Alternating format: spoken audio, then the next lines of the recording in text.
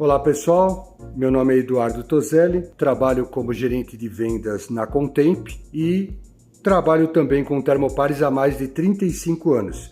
E eu estou aqui para dar algumas dicas com relação à medição de temperatura em fundição de alumínio. Nós temos aqui tubos de carbeto de silício e ferro perlítico. Existem duas situações onde se utiliza termopares em fundição de alumínio.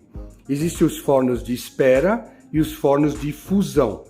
Os fornos de espera, como nós não temos problema de choque mecânico, nós usamos normalmente os tubos de carbeto de silício. Já os fornos de fusão, onde existe a possibilidade de um choque mecânico, nós usamos o ferro perlítico, nodular perlítico, como proteção desses termopares. Vamos agora verificar as diferenças entre os tubos de proteção. Nós temos aqui um tubo de proteção de alta performance, ou seja, ele possui 8% de porosidade. Ele tem uma porosidade muito baixa e ele é considerado um tubo de alta performance, ok? Esses tubos, eles não precisam de pintura à base de boro, porque pela baixa porosidade deles, o próprio alumínio acaba não impregnando na parede desses tubos. Por isso que é importante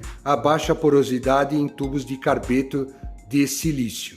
Esse é um tubo de porosidade maior do que 8%. Ele tem uma concepção de construção diferente do de alta performance e um dos aspectos que faz identificar esse tubo são as bolhas que apresentam na superfície, principalmente aqui nessa parte cortada, dá para verificar algumas bolhas e também na parte de dentro, onde a gente consegue ver algumas imperfeições, como essa daqui e lá internamente. Essas imperfeições, elas acabam sendo negativas quando esses tubos são submetidos a choque térmico, diferentemente do de alta performance, que ele não apresenta essas bolhas. Nós temos aqui um outro tubo de carbeto de silício, que embora a gente analisando aqui pela superfície, dá a impressão de ser um tubo de alta performance, mas as bolhas ainda são características. Então, se a gente olhar aqui,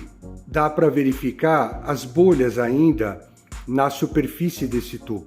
Embora aqui dá a impressão de ser um tubo de alta performance ou com uma porosidade baixa, essas bolhas acabam identificando a construção do tubo, então essa porosidade dele aqui não é tão baixa como parece. É muito diferente desses tubos de alta performance. Uma outra característica muito importante para que a gente possa fazer a identificação desses tubos é passando a mão nesses cantos, a gente verifica nos tubos de alta performance uma superfície cortante, diferentemente desses tubos que eu estou apresentando agora. Aqui não tem uma superfície tão cortante, como se fosse uma faca, afiado, né? Então, se eu pegar um tubo de alta performance, aqui foi quebrado de forma proposital para que a gente possa verificar essa parte cortante. Então, um tubo de alta performance tem isso muito nítido. Você passa a mão e ele sente como se fosse cortante. Existem alguns tubos que você verifica que a massa acaba sendo grosseira e não tem essa característica de cortante, que é diferente dos tubos de carbeto de alta performance. Bom, uma outra característica seria com relação aos tubos de ferro perlítico. Aqui a gente observa o furo central. É muito importante que ele seja concêntrico para que eu tenha a maior quantidade de parede possível, porque uma vez ele na fundição de alumínio, a ideia é que ele demore para corroer, porque ele vai corroer. Então, para que eu tenha bastante parede e também a parede de fundo, para que ele tenha uma vida útil mais razoável. Esse tubo aqui, nós temos aqui um furo de 6 milímetros. Normalmente aqui pode ser usado mineral de 3 milímetros, de 4,5 ou um pouco maior para mineral de 6 milímetros, que é muito usado nessas montagens. Então essa é a grande diferença.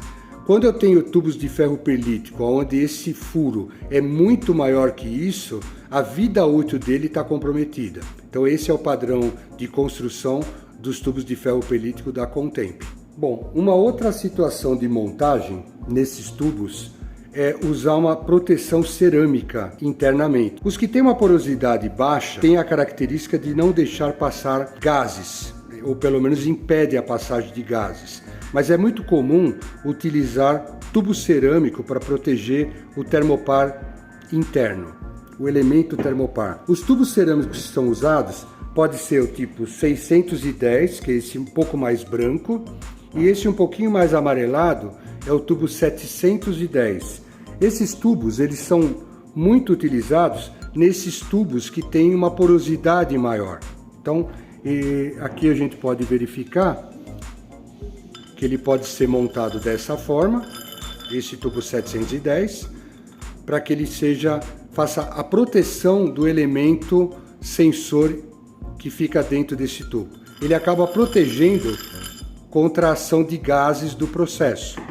O tubo 710, esse um pouquinho, colocando um ao lado do outro, dá para perceber que esse é um pouco mais amarelo, esse aqui é um pouco mais branco.